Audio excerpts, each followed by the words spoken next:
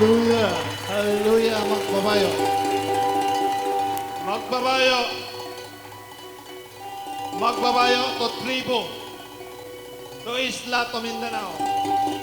Og dayano no isikoy ko kuntoon to sa inyo karosilongan. Magbabayo. Og dayano no isikoy ko magbabayo pinabayo to kanamin ko galingon no instrumento. Og dayano no isikoy ko magbabayo pinabayo to kanamin ko galingon no sinayawan.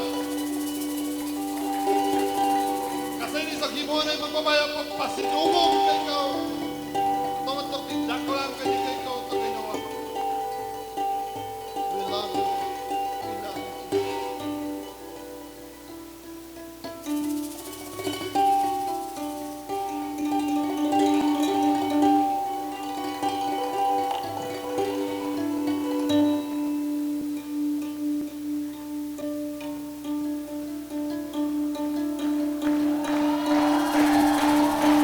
Hallelujah!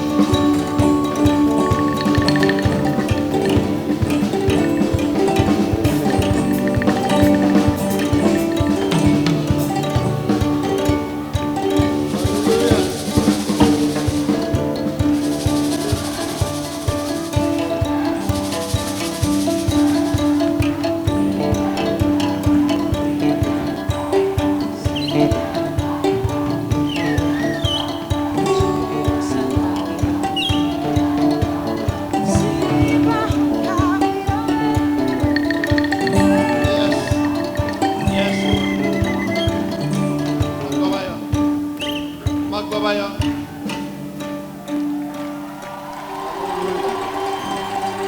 Hallelujah. Hallelujah. Magbabayo. Magbabayo. Salamat. Hallelujah.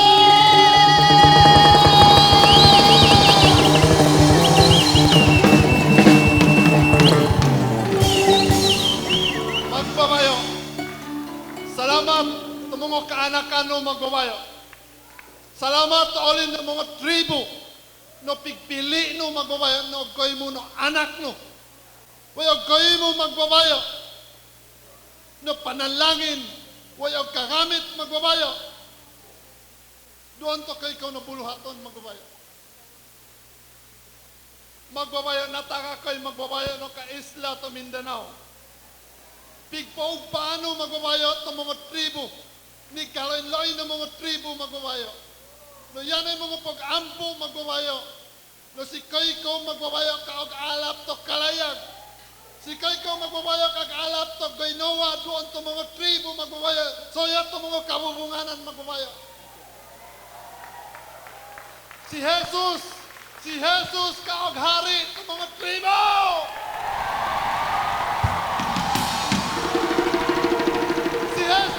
Jesus, kaog hari.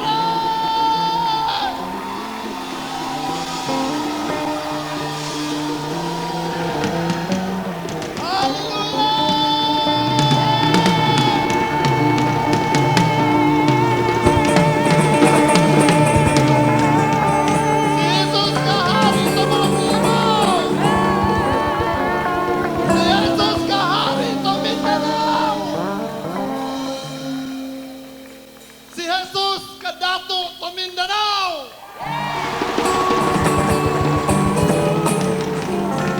Si Jesus katsiptin to Mindanao!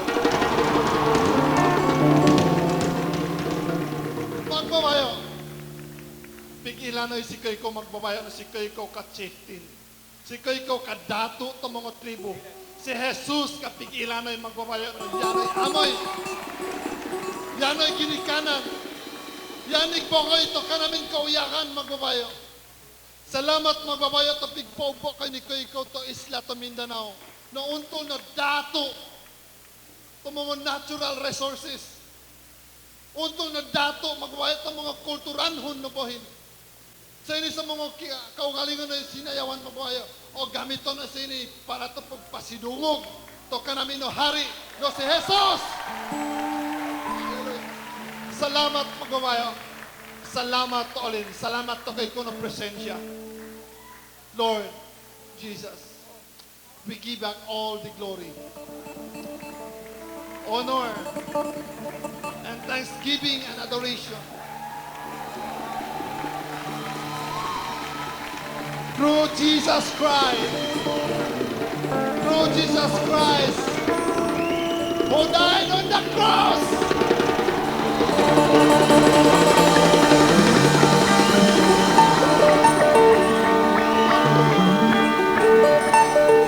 Hallelujah. Just to redeem us, Lord, from the darkness. Thank you, Jesus. Thank you, Jesus, for loving us. Thank you, Jesus, for choosing this tribe, Lord God, to be your followers. Palakpakan natin ang ating buhay na Panginoon. Napakabuti niya. Woo! Palakpakan naman natin si Caleb at ang kanyang ministry at ang kanyang pamilya.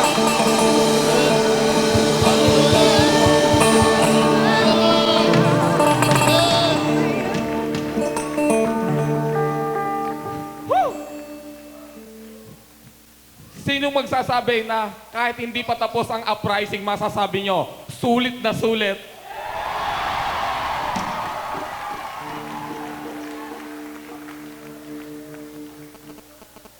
Let us say, I am uprising! Woo! Caleb, sobrang blessed kami. Sobra.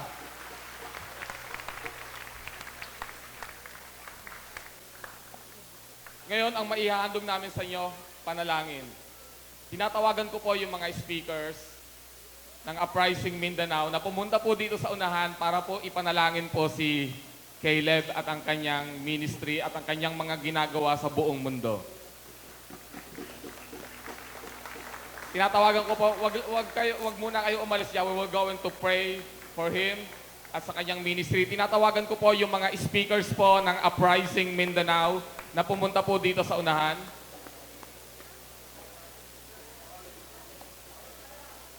Pastor Ariel, Pastor Andoy, Pastor Hiram, Pastora Amy, if you are here.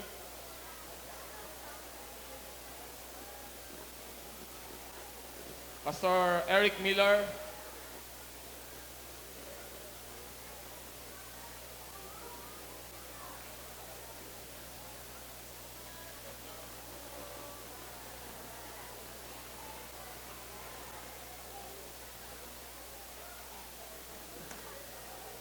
At yung family ni Caleb, Gladys.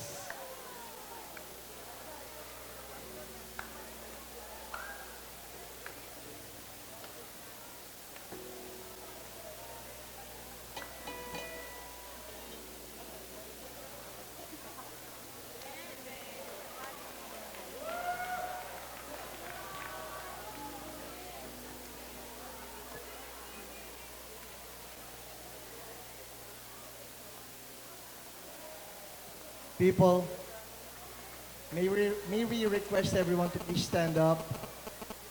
And if you can please extend your hand towards Caleb, his family. You know what, listening to his testimony, I'm just reminded of how big the heart of God is. And how that heart, as big as it is, would really go out for even an individual, even for a tribe. That for most of us Filipinos, honestly, I have to confess that Tinananons are unknown to me. And I am a Filipino. And probably you are from Mindanao and you're not even aware that such a tribe exists. But in the heart of God, it does.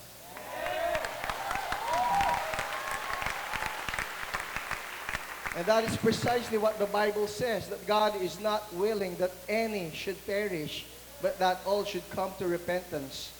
And for God to even reveal himself to Caleb in such a way that he will give the details of the Salimba. I was talking to someone a while ago. It reminds me of the story of Noah. How God would just give the details of how to create that ark just so to save a remnant. That is how much God loves us. And it is actually, we want to bless you, but I want you to know you bless us. You bless me. For you to take that ride in that motorcycle.